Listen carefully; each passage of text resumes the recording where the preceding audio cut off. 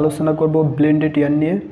তো স্পিনিং ফ্যাক্টরিতে যে সুতা তৈরি করা হয় সেখানে ব্লেন্ডেড সুতা একটা বিষয় আছে। যে ব্লেন্ডেড সুতাটা কি, যে একটা ফাইবারের সাথে আরেকটা ফাইবারের যে মিক্স করে যে সুতাটা তৈরি করা হয় সেটা হলো ব্লেন্ডেড ইয়ার্ন।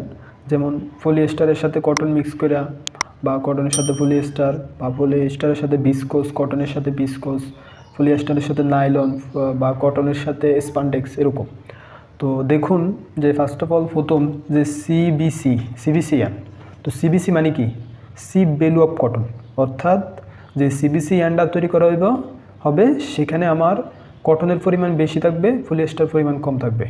দ্যাটস ওয়াই সেটা হলো আমার কি সিবিসি ইয়ার্ন। তো দেখুন যে 60% কটন 40% পলিয়েস্টার, অথবা 65% কটন 35% পলিয়েস্টার যদি থাকে সেটা আমার কি সিবিসি ইয়ার্ন। তো তারপরে আসেন যে দ্বিতীয় বিষয়টা, সেটা হলো গিয়া ফিসি বা টিসি। পিসি মানে কি পলিয়েস্টার কটন, বা টিসি মানে টেট্টন কটন। জাপানি ভাষায় পলিয়েস্টারকে টেট্টন বলা হয়, এই জন্য এটাকে অনেক সময় টিসিও বলা হয়। তো দেখুন যে এখানে পলিয়েস্টারের পরিমাণ বেশি থাকবে, কটনের পরিমাণ কম থাকবে। 60% পলিয়েস্টার 40% কটন, 65% পলিয়েস্টার 35% কটন, অথবা আরেকটা হতে পারে যে 50% পলিয়েস্টার 50% কটন, সেটাও কিন্তু আমার পিসি ইয়ার্ন হবে। বুঝতে পারছেন? তো এই যে আমরা ব্লেন্ডেডটা করুন, ব্লেন্ডেডটা কিন্তু দুইভাবে করা যায়। একটা হলো বোলো রুমে, আর একটা হলো ড্রয়িং ফ্রেমে। তো বোলো রুমে যে সময় আমরা ফাইবারটাকে ওপেন করি পার্কিউফাইন ওপেনের মাধ্যমে, তো সেই সময় যদি আমরা পলিয়েস্টার এবং কটন একসাথে দিয়ে দেই পার্সেন্টেজ আকারে, তাহলে সেই সময় যে আমার ব্লেন্ডেডটা হবে, বা আমরা হাত দিয়েও করতে পারি ম্যানুয়ালি পলিয়েস্টার কটন মিক্স করাটা, তো সেটা হলে গিয়ে বোলো রুমে করা যায়। আর একটা প্রসেস আছে, সেটা হলে গিয়ে ড্রয়িং ফ্রেমে। যে ড্রয়িং ফ্রেমে আমাদের কী হয়, ডাবলিং হয়। তো ডাবলিং মানে কি, যে আপনি যেমন ডাবলিং হইতে পারে 6:1 বা 8:1। তো 6:1 মানে কি 6টা সেলাইবার দিবেন, একটা সেলাইবার হবে।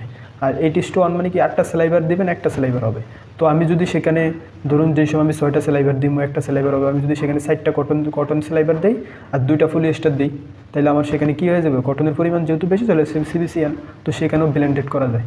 তো এই ব্লেন্ডেডটা কী কারণে করা হয়, যে 100% কটন ফাইবার দিয়ে যদি আপনি ফেব্রিক তৈরি করেন, ওই ফেব্রিক ফেরা কমফোর্ট ফিল করতে পারবেন না। কারণ ওই ফেব্রিক যদি আপনি পরার পরে একবার ধোয়ার পরে ক্রিজ মার্ক ফিরে যাবে, ফেব্রিক ছোট হয়ে যাবে, যে শ্রিঙ্ক যেটাকে বলে সংকোচন হয়ে যাবে।